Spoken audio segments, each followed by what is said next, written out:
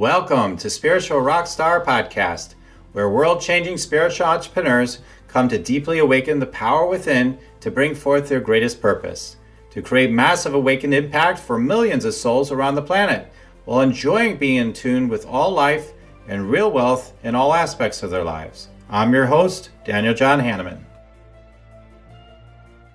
So we're here, we're having an amazing time here at the City Summit, and I'm here now with Precious from Uganda. From Uganda, yes. And we're going to go ahead and you're just up to amazing things. I was hearing you from stage talking about what you're doing, and we wanted to talk to you because you really are embodying, doing the great work in the world that we talk about that's needing to be done right now, yes. right? Yes. So we wanted to ask you, what does it mean to you to be a spiritual rock star? Oh, to be a spiritual rock star is to dig deep inside of you to reach out to people with the life purpose that you are created to be. That's how I look at it. Yeah, once you dig inside of you, we're all created to do something in this world. So to be a spiritual rock star is to dig deep in that and then actually radiate it into the world using your life purpose. Wow, yeah. We're meeting such amazing people that actually understand what it means to be a spiritual rock star. I love it. Dig deep. Dig deep. Yes. So, and then I wanted to talk to you about the work that you're up to. So what big world-changing difference are you making right now? We are out saving the world. In particular, we do medical missions, and this is in Uganda and other African countries, and we're spreading around the world, especially for children. Many kids are dying prematurely in Uganda and other African countries. So, like recently, we just had a kid who is 12 years old and had testicular cancer, and it's stage 4. Spreading all over, even into his lungs. So we took him under foundation, Precious Kids Foundation, and we are treating him. He's gone through 2 rounds of chemo right now.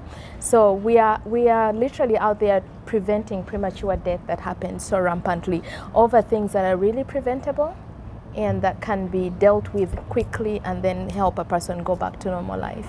So, and how do you help them exactly? Can you tell me a little bit more about that? Right, so I do have a background as a neuroscience registered nurse, and using that they train us prevention is better than cure. So my past has some history where my dad passed away in 2015, 3 months later my auntie passes away, 6 months later my grandmother passes away. So within a year we have death happening back to back, and having taken care of orphans and widows and single moms for about 12 years, at that time I was like, okay, we are empowering them and taking care of them, but now this hit home when it became really personal. So using my background as a neuroscientist, they train us prevention is better than cure. So let's go back down. What is causing the premature death that causing so many orphans, so many widows and all that? So when we go and treat that, we are actually preventing the premature death. So September in last year, 2019, we treated about 5,000 patients and we delivered babies. And actually one of the babies was not going to make it at that time because the mother we had to do C-section. Had we not been there as an organization, this is a lady who was going to die giving birth. And we hear a lot of that happening, but we don't know what exactly happened. Why did she die during childbirth? You dig into that through the neuroscience. That neuroscientist comes in handy. He comes in handy. So we do that, and that's why we say we prevent premature death by going backwards and say what is actually causing it. In terms of what their mental patterns are, or the way not exactly. That part, or not exactly. What? So, being a neuroscientist, I'm a registered nurse professionally, but with an attachment or with an expertise as a neuroscientist. So what it is we go in and we set up a football field set, like in an area, imagine a football field, right? Then put in tents in that place. And each tent, maybe about 10 tents, each tent is a specialty doctor. Now that can be, we even have a dentist, we have a general doctor, we have a pediatrician, and different ones. So patients come in free of charge from one to the other.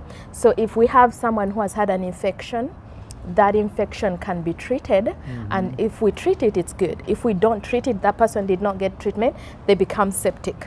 When you become septic, you die, and when they die prematurely, very preventable, the next thing you know, they're leaving kids.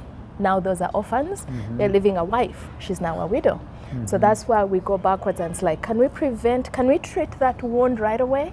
And when we treat it, we don't have the sepsis, therefore we know the person doesn't die. So that's why I was like in September when we treated the 5,000, if we have an estimate of maybe 10% of the 5,000 came in and they received treatment, which eventually prevented a premature death, that is our aim. I see. That is our aim. I see. Yes. Prevention. You were talking about that from stage. Right? Yes, yes. Prevention. I know it's always a big believer. Why wait for things to go crazy when Right. we could be preventing things, right? Right. And we've been doing that. So we did that 2018. Our organization, Precious Kids Foundation, right? We did that 2018. We did that 2019. It is new in doing that, but my expertise of taking care of orphans and widows has been since for about 12 years. And that's when it's like, no, we can't just keep doing the same thing over and over. Let's do something about it.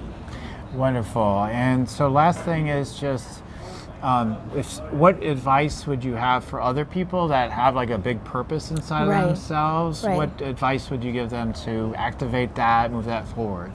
Dig into it. Dig into it and just go out. When we started the medical missions in 2018 was the first time we did that. Yes, I have a background. I'm a medical personnel. I've been taking care of orphans and all that, but it doesn't mean that I knew everything. What I know is you dig into you and knowing your life purpose and knowing, you know what, if at all I'm going to save that one life, if at all my being there is going to train this person, because after we treat them, we actually also empower them. So we do entrepreneurship trainings, because it's one thing to treat them and leave them there, but it's another thing to actually empower them through entrepreneurship, because so many diseases are actually grounded into poverty. Right. Lack of water, clean water, sanitation, nutrition, medication to actually treat them. So I tell people, whatever your skills are, dig into that. Whatever your talents are, dig into that and go out. And many people out there will be waiting for your awakening. That's how I look at it. Many people out there will be waiting for your awakening. So when we feel, and trust me, it doesn't come natural. It does not come natural, but many people you would feel like, oh, I can't do that. Oh, that is too massive or anything. You dig into that and let that fuel you, because you know the one who created you with a purpose. Right. And that purpose is to go out and help so many other people out there. Right. So anybody out there, I would definitely encourage anybody out there, whatever it is. It could be in your hometown. Could be in your hometown. Whatever that you know is your gift and talent will be an answer to somebody's prayer.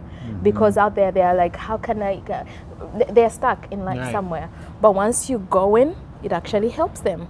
Once you go and even talking to people. I have a lady who came to us because when we go do the medical missions, we actually take teams.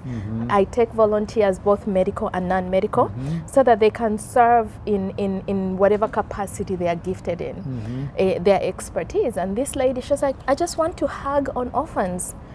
And we have a video of her hugging 100 kids. And to her, that was her gift. And now, to another person, okay, it's a hug. But she gives you this hug that you know you're loved. And she holds your face and she's like, you are loved, and I want you to know that. It takes you further. Everybody, people underappreciate the gifts they are in all these different ways. I know people have whole, missions around hugging people. Hugging saints, Anna. It is healing. Yes, it is healing. There's so many things we can do. It's teaching people to smile.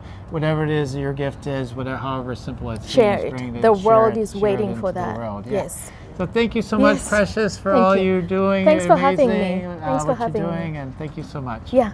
Thank you. Really. Thank you for having me. All right. Listening to Spiritual Rockstar podcast. Stay tuned for our next upcoming new episodes each Wednesday and Saturday. Please be sure to subscribe, rate, and review to help us to serve you best.